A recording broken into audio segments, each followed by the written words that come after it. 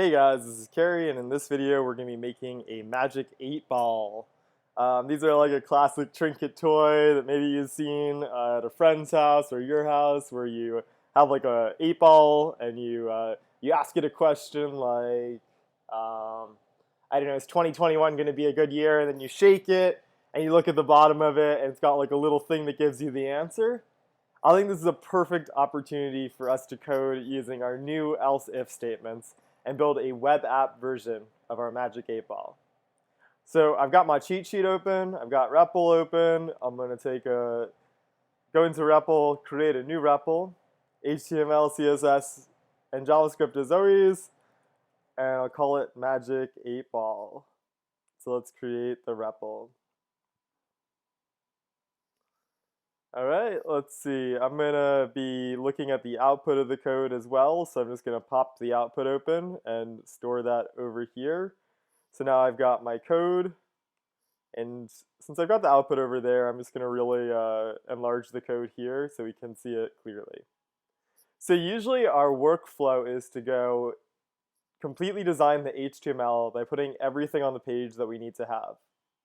Style it using CSS, and then add functionality using JavaScript. Today we're going to try out a slightly different workflow, and I think we may not get to styling our Magic 8 Ball until tomorrow. And I think I feel a little bit bittersweet about that because styling always makes the app feel a lot more real for me, and it's hard for me to appreciate kind of how cool it is when it's not styled. But I don't know how much time we'll have today, and I just want to focus exactly on the programming JavaScript part of it.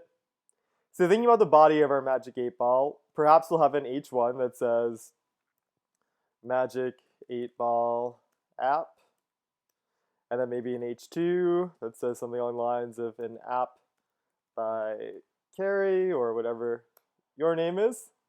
All right, we may have to add some stuff to this when we think about styling it, but if I think about the basic components of a Magic 8 Ball, it's got probably a prompt saying, ask your question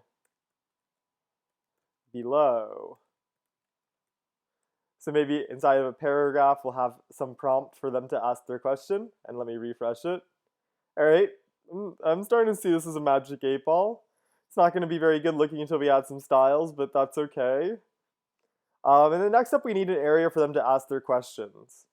And usually here, I would be adding an input element with a type of text.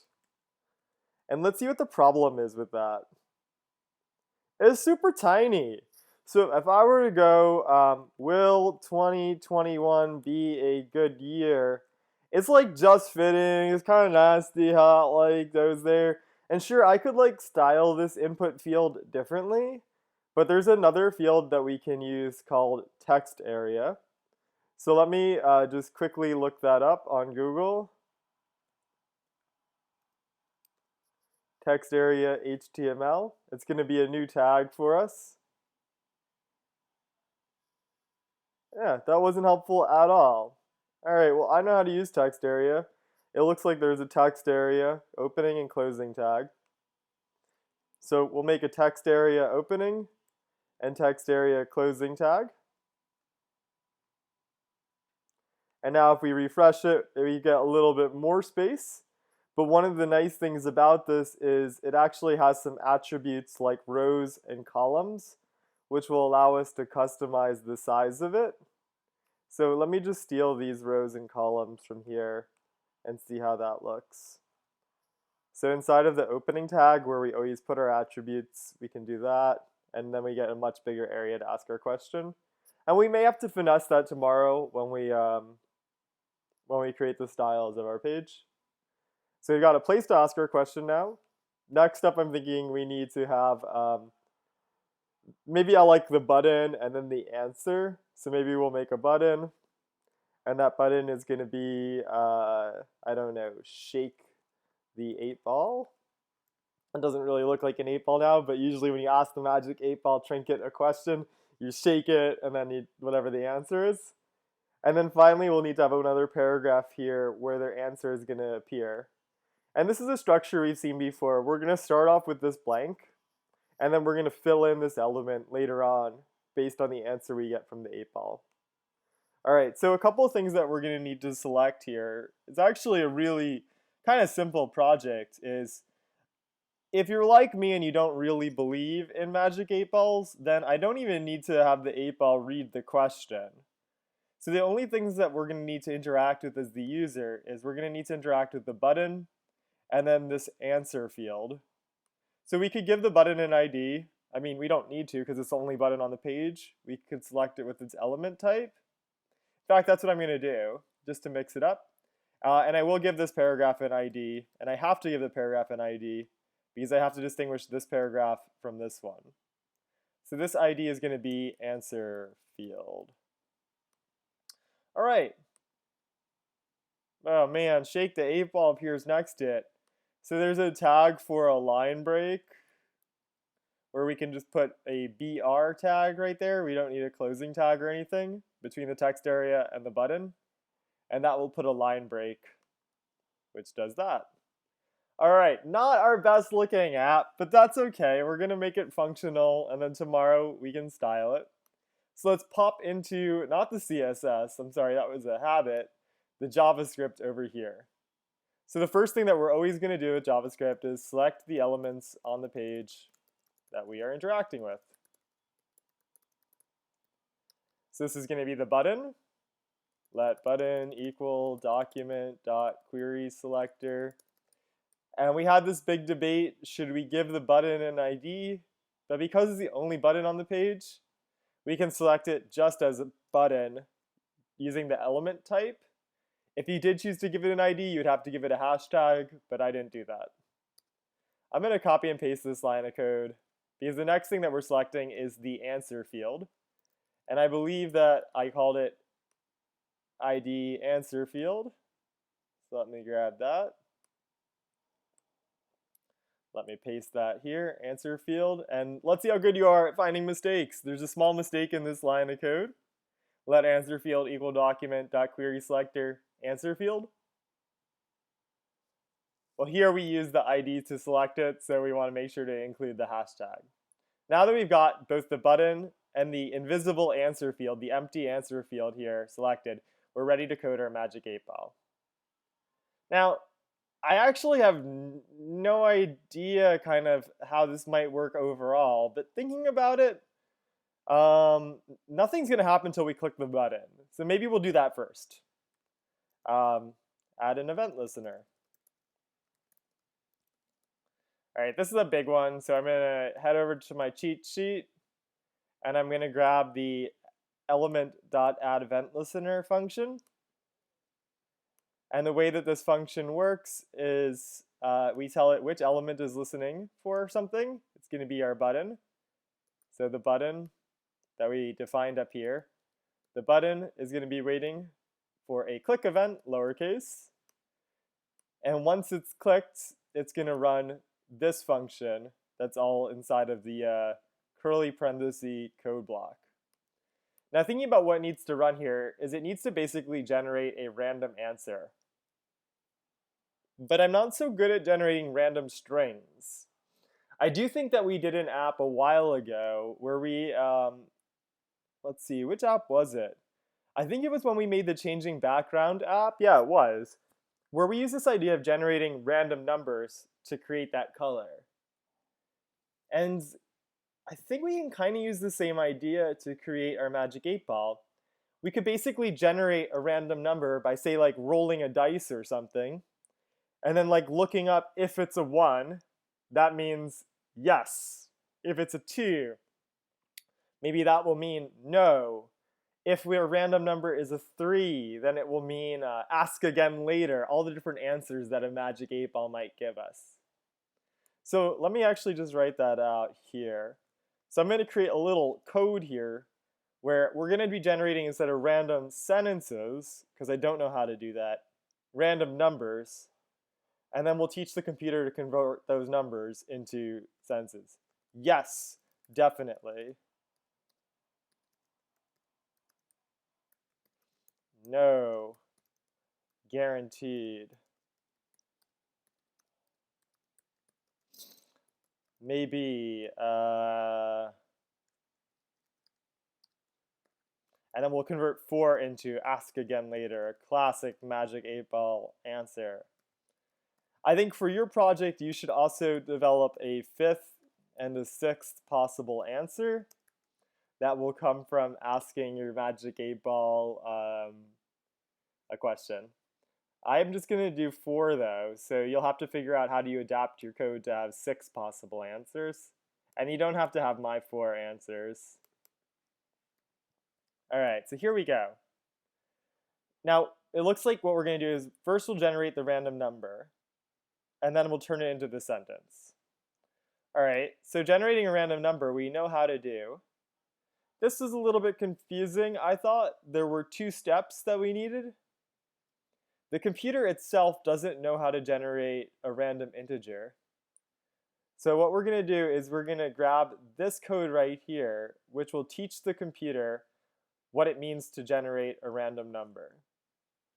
This code has to go at the very top of our JavaScript because we're defining a new function for the computer. In order to access this functionality later on, the generate random functionality, then we need to have that at the top of our code. And it's a little bit frustrating, I always found as a student, to use a function that I don't understand.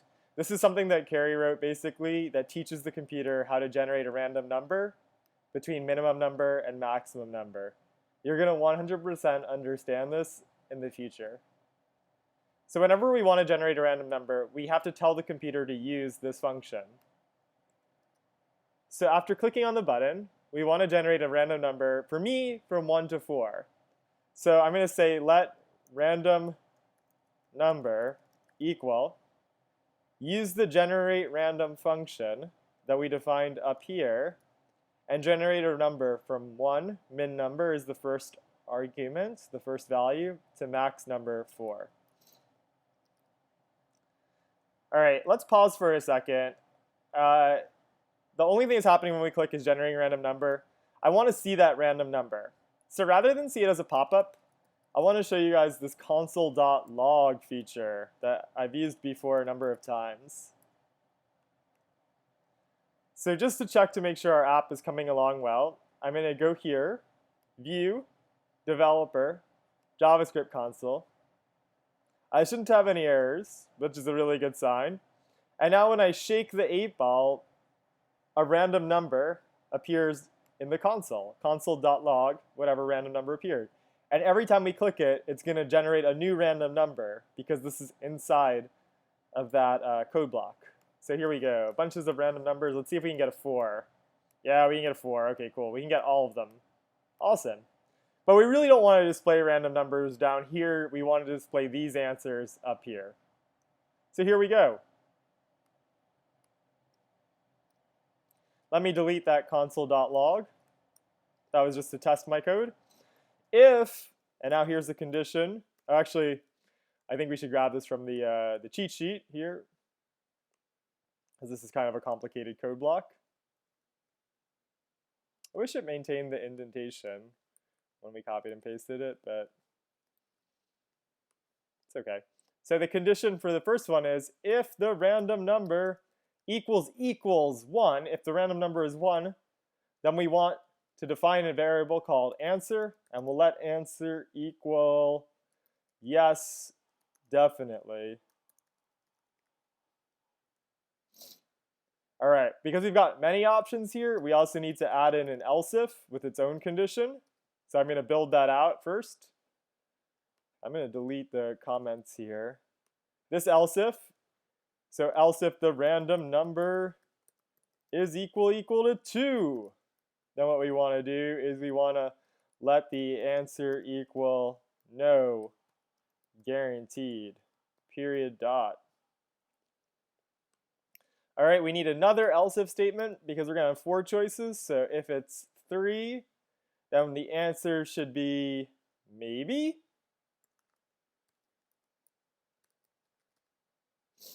And finally, I like to end with an else statement, which will catch everything else. In this case, the only other possibility is for me to have a 4, because my random number is either 1, 2, 3, or 4. But I like to use an else just in case something surprising happens when we click the button. And then we'll let the answer equal ask again later. So you might be wondering, well, let me put all my semicolons here. You might be wondering, well, Carrie, you've talked to us before about let. How can we keep creating answer, let answer, let answer, let answer, let answer? And the secret, because like, right, we're only supposed to do this once, and then when we redefine it, we don't use let again. It usually throws an error. I think this is going to work because if we think about code blocks, this will only run if it's 1. If it's not 1, this will never run. And we'll skip down into one of these. And so because this never ran, it never created the answer variable here. So we need to actually create it here with let.